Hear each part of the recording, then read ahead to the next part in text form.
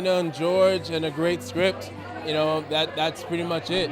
That's all it takes. Yeah. I came in, I auditioned, and it all made sense, and so we did it. Yeah. What about the script attracted to you? What about the story? I mean, I love the storytelling that David Simon, George Pelecanos, like they delve into worlds, they delve into lives. It's never a one-sided view of a person or a character. So that's exactly what I'm looking to do. You got to work with James and Maggie. Yes. Both amazing talents. Talk about working with them. I loved it. I had fun. Like, James was fun. He was worked his ass off. Playing these two characters, but also producing and directing. Maggie was awesome. I got to spend a lot of time with her because I shadowed one of the episodes, and so I got to not only work with her on the camera, but just watch her work from behind camera. Oh, you got lucky. Yeah, no, definitely. And she's great. I mean, it's a great cast, and it really brings out you want to play with these people. You want to play in this world with these people. Dominique Fishback, Margarita, everybody. Yeah. It's a real good cast. Your character's real smooth. He's real smooth. Talk about your character arc when we go see him go through season 1. Give us a taste.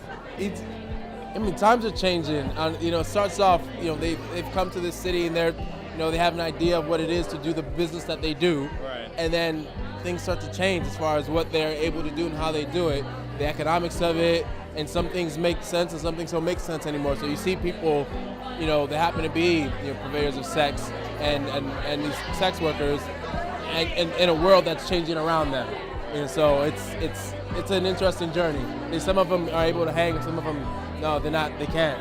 Talk about your character and what we see her go through season 1. Okay. Well, when we meet her, she's in over her head, it seems. Right. She's always running without her shoes. I'm about to be like her, and I'm like, no, this girl is not walking down the street with her shoes off. I know it's bad, but she's been working all night, so she. I was like, for the craft. I know me, right? There was one where I had to run barefoot in the puddle. So when you see the opening credits, right before the Deuce, that's my foot. It was a lot. I went through a lot for that shot. I was wondering whose foot is that in that puddle. It was my foot. I went through a lot for that. But what extras did they pay to put their foot in? I was like, this has got to make it in the episode. But then it got in the credits, so that was cool. But the script is phenomenal. He writes characters with heart and soul, and so it's always an honor to tap into it. People ask, so what was it like being playing a prostitute, or what do you do different? And I was like, I kind of didn't, what I'm saying? I got down to the heart and core of who she is, so I don't put anything on. She's gonna be a prostitute no matter how she's portrayed. Put it, yeah. Exactly. So why not find out what she really cares about and focus on that, Right. I love it, yeah. And then you got James too, you got Maggie. Yes, Maggie, James. I mean, yes, Margarita, everybody. They're awesome. Talk about working with them and what they brought to the project. Well, Maggie, she just has this. She knows a lot, and she's aware. So if I'm ever uncomfortable on the set, she'll look and she'll just mention something to somebody else, and then I'll be like, oh, okay, and I'll look at her and be like, thank you. I know I didn't even have to say it. She'll just watch, So I felt very protected. Female intuition. Yes, I didn't have to say it because like a new even though they make it extremely safe, you can say anything, and it'll be done, but still, even though that, sometimes you're like, maybe I shouldn't, and she'll be like, I think we could do, and I really appreciate that. Else. And working with James, Darlene doesn't have a lot of dialogue with his characters, but he directed 2 of the episodes, and I thought, going into it, because he's playing 2 characters, he's directing 2 episodes, he's doing so many things. How's it gonna be? Is the energy gonna be crazy? But it wasn't actually crazy. It was very chill and very smooth, and I really enjoy it. I really enjoy being directed by him. Well, we play prostitutes, ladies of the night. I know you're surprised. Ladies of the night. Yeah, Ladies of the night. With all due respect, ladies of the night. And we sort of can't we really tell what our characters are because it'd be a spoiler, but look out for us. The pilot. Yes. I got to see the first one, and I was like, oh wait, I didn't get to see them. Yeah, There's We're lots in of the people in diner. that diner scene. Everyone has one line or whatever. So And my hair we'll is grow short. and you'll learn about us. So. Oh yeah, she's got a wig. My hair is a wig in that. Now it's extra long right now. So. Yeah. Talk about transforming into that old 70s style. Was that fun? It was amazing. a lot of fun. I mean, everybody made it very easy for us. We walk onto set and like our costumes and everything. The costumes was, are like, actual vintage so easy. and Yeah. you know, amazing. And the costume designer Anna, she's a genius. I worked with her once before too, and coming onto the set was great to see her and be like, oh yay! Like when you walk into your fitting, you have a rack of like everything you would ever want to wear in your life. It's like unbelievable. How much did you try to steal from set? I'm sure a little. Every piece I wore. Just kidding. I really tried. I didn't try. I mean, I wanted to. No, we but didn't now you're steal reminding me that I didn't. I know, like, I think we should go back in time. There's definitely one outfit I still want. Yeah. Like, I really want bad. every outfit I wore. Right. I didn't steal any of them. Yeah. It's so funny how fashion works because everything they were wearing during that time is like so hip now. I know. Exactly. I know. It really is. It's like the perfect time for the show to come out. It's the perfect time. 70s is a hot time right now. So talk to me about your character. Yeah, Paul Hendrickson. Strong, gay guy, 1971, which isn't an easy thing to be at that particular time and place. But he knows who he is. He's not ashamed of that even for a second. He puts himself forward every single moment of every single day, and he doesn't care what you think about him. Yeah. What about the script really attracted you to the project? The fact that David Simon, George Pelecanos, and Richard Price wrote it, obviously. But also, I mean, specifically the first character that I was drawn to was Paul, for those reasons, because of the fact that he's in a place and a time that doesn't really accept him or his people, and he's choosing to stay there anyway and make a life for himself and, you know, seek out happiness and love, and he's ambitious, and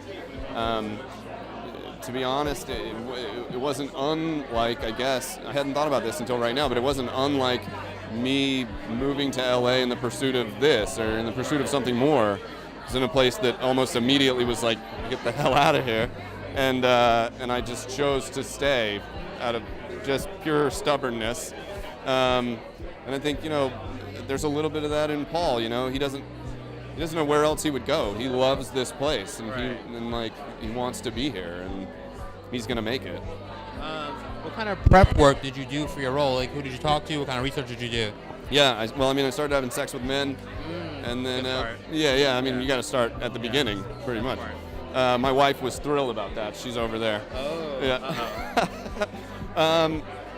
To be perfectly honest, because he's just a strong man. He's just, I mean, me nor George nor David wanted to portray this gay character as the gay, typical effeminate, like whatever. Not that they're, you know, obviously to each his own, and that is what it is. But that stereotype has been played so many times, and that just isn't really an accurate representation of the culture as a whole. There's all kinds of that exists, but that's not it.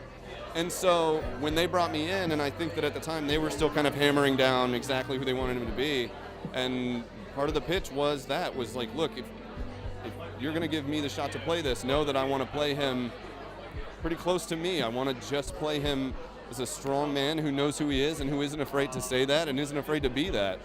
And they were like, you know, maybe. They didn't tell me yes, by the way. Yeah. I walked out of that room shaking, like maybe I messed up. I was just so super drawn to Sandra Washington. She's ambitious, she's career driven, she's determined. I mean, like, it's still very difficult to watch, to bear a career driven woman these days. You know what I mean? It's still a dirty word to be ambitious, I think. And it's great to see someone who's unapologetic about going forward in her career. Going for hers. Going for hers, exactly. And she does some things that are not necessarily, you know, in a box or, you know, according to the rules. And she tries to get her story. And yeah, you know. What about the storyline attracted to you? Like, what attracted you? Like, oh, like, this is a good story. Like, what about it? Right. Well, to play an ambitious African American journalist in the 1970s at the height of the Black Power. You can relate. I mean, it's a lot going on. Exactly. I hope you can.